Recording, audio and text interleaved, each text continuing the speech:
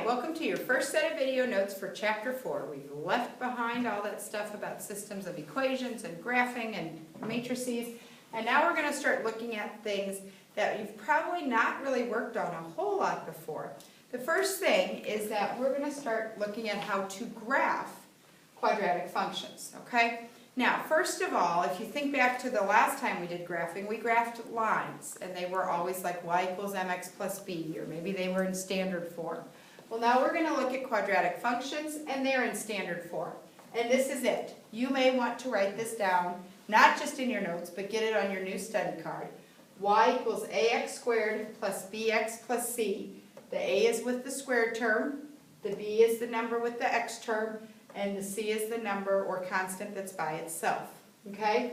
The graph of this is not going to be just a plain line. It's going to be this curve or this parabola. And notice it's got kind of a starting point. We call that the vertex. And if you look, it's almost like you can fold it up and the halves will match. And that's really important about a parabola.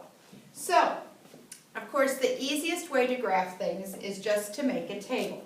So, your book tends to make a nice table like this. So maybe we try a number like 0.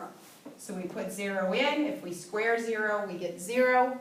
0 times 1/2, well, that's still 1/2. I'm going to be a little odd. I'm going to try the number 2. And you'll see why in a while. If I take 2 and I square it, let's see, 2 squared is 4. And half of 4 is 2. Oh, so now I have another pair of points. All right, now I'm going to do something really weird. I'm going to take a negative, and you go, really, a negative? Why do we have to work with negatives? Because they're important. Negative 2 squared. What is negative 2 times itself? Oh yes, it's positive 4, and half of 4 is 2. So now I have 3 points, which probably is enough to graph. My first point I go 0. Let's see, let's put in some lines so we know what we're doing here. 0, 1/2. Okay? How do I graph this point? 2, 2. Oh yeah, go over 2 for the x and up 2 for the y. How do I graph this one? Oh yes, go to the left 2 and up 2 because of the positive y. And guess what? We kind of have this nice parabola. Okay? So that's one way to do it. Just plugging in, making a table, graphing your pairs. Okay? Let's come over and we'll try one more example of this kind. Okay, this time it's a little bit different. We've got y equals negative 2x squared plus 4. So I'm going to make my table the same way the book does, which I know some of you don't like. You like that vertical way. So if we put in a 0, 0 squared, well that's 0, times negative 2, that's still 0, and then we have plus 4.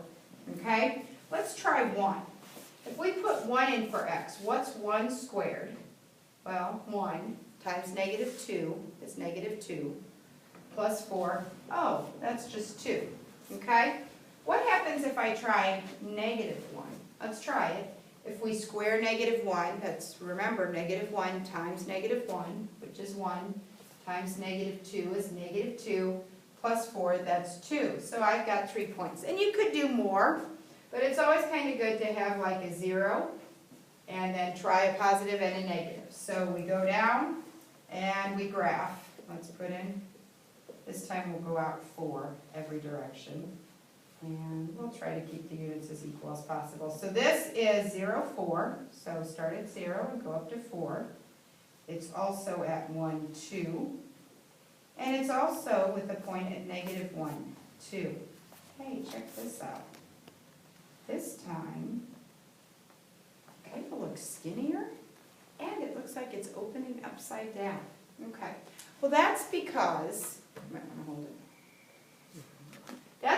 we have some characteristics of the graph.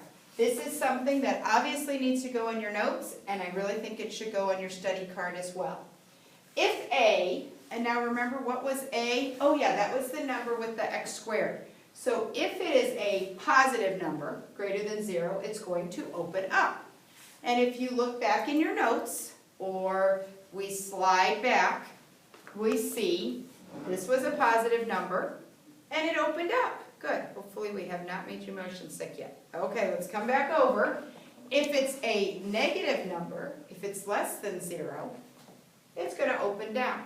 And that's what these two characteristics mean. We'll worry about this vertex thing in a minute, okay? The other thing is if the number in front, not worrying about negative or positive, but if it's a number bigger than 1, the graph's going to get skinnier. If it's less than 1, it gets wider, which if we come back over here and look, we can tell that's true. This one looks kind of fatter, and it was a number that was less than 1. And then over here, we're not worried about positive or negative, but it's a 2, and it made the graph look a little skinnier. Okay? All right, there's another thing that's important in these graphs, and that's this axis of symmetry. Axis of symmetry means that folding line. And you can always find the folding line by taking the opposite of whatever you have for B and dividing by 2A. Okay? And then we also have that the Y-intercept, remember we talked about where it crossed the Y-axis for the line? Well, we can do that for parabolas, and it's whatever the constant is, 0C. So we're going to practice. We're going to come over and do a couple examples, and we're just going to practice this. Okay? The first thing I really think you should do is identify what A is, what B is, and what C. So first step, identify A, B, and C. That's helpful. So in this example, A is 2. What's our B? Good. 6. And what's our C? 3. Excellent. Once you've done that, you need to make some decisions. Is this going to open up or down? Well, if you look at your characteristics, you need to look at A. In this case, A is positive, so we know it's going to open up. You might also try to decide, is it going to be regular? Is it going to be skinnier or wider? Well, this is a number that's greater than 1, so this is going to be a little skinnier than normal. Okay? Next thing, big thing, up or down, and we'll do wide or skinny. So those are two things you can do together. Next thing that you really want to do is get your axis of symmetry. Find that. Okay? Remember that's negative B over 2A. So in this case, we're going to say opposite of B, which was 6, and that's going to be over 2 times A, which is 2. So let's see, negative 6/4. Can you reduce this? Yeah, it's negative 3/2. So we come over here to our graph, okay? Don't know how many I'll need to go out, but we'll put a bunch down. All right, so I need to go over to negative 3/2. Well, where's that between? Negative 1 and negative 2. And you're going to put a dotted line at the axis of symmetry, okay? So I will remind you, put a vertical dotted line, okay? Now, the next thing we need to do is plug in the value we just got into the equation, okay? So we're going to plug this in, and this will tell us what our vertex is, okay? So we plug in negative 3/2, or if you want, some of you would probably enjoy writing negative 1.5, and you'll square it, and then you have 6 times negative 1.5, and you're going to add 3. So when you get this, you get like 2.25, and it is positive because you squared it. And then you've still got this, which is negative 1.5, and then you have the plus 3. So 2 times 2.5, well that's easy, that's 4.5. This becomes a negative, and that's 9, and we need to add 3.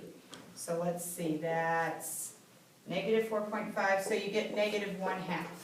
Okay, so once again, where's negative 1/2? Okay, this is your vertex, and here's your axis, and what you got when you plugged in. Okay, so I was at negative 3/2 or negative 1.5. When I plugged it in, I got negative 1.5. So let's go graph that point, and it's right here. And that's our vertex, okay? The other thing that we need to do is find our Y-intercept.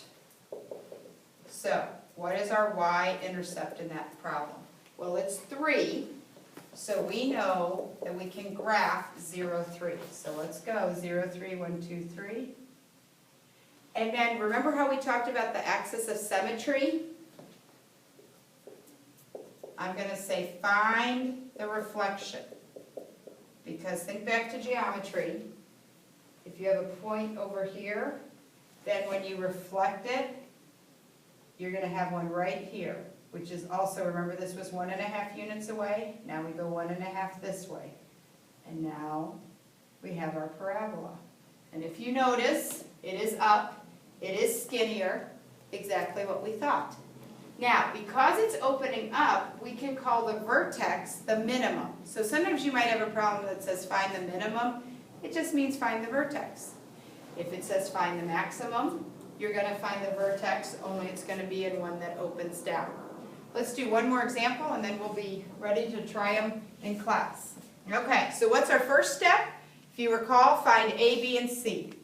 A is negative 1. B is 6, and C is negative 8. Very important that you keep track of your signs. All right, now we get to decide, is this going to open up or down? Well, let's look at A. A is negative, so it's going to open down. Now, we've got a number that equals 1, so I didn't even talk about that. So it's just normal. It's neither skinnier or fatter. Okay, and now we're going to find our axis of symmetry. So that is negative b over 2a, which means we're going to put the 6 in, so that's negative 6 over 2 times negative 1. Now, 2 times negative 1, yep, negative 2, good job. And when we divide, what are we going to get? 3. So we know on our graph, and I think I'll do a graph just right here, we're going to go over and put a dotted line at 3. So, and let's do a bunch of lines in each direction. And the reason we're not doing this on the graphing calculator is because you all hate the way it projects, so we'll wait and see that in class. So we go over to where x equals 3. We do a nice vertical dotted line, and that's our axis of symmetry. Great? Okay. So what do we have to do next? Oh, we have to plug the value that we just got into the equation. So we put in negative 3 squared plus 6 times 3 minus 8. Okay? Well, 3 squared is 9, and now we make it negative because that was out in front. It wasn't a part of it. 6 times 3 is 18, and then minus 8. Well, let's see. That's 9 minus 8. Oh, that's 1. So our vertex should be at 3, 1. So we go over to 3 and up 1. Okay, now we can see that we need our y-intercept, which is at C, so negative 8. So go down from 0, 6, 7, oh, I didn't even do enough. It's at negative 8, okay?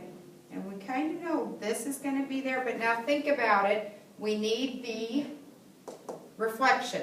So this was 3 units away, so keep going 3 units. Okay? And we've got it. And it was down, like we said. It looks about normal width, and we're good to go. So I think that's it, and we'll practice some more in class. Bye.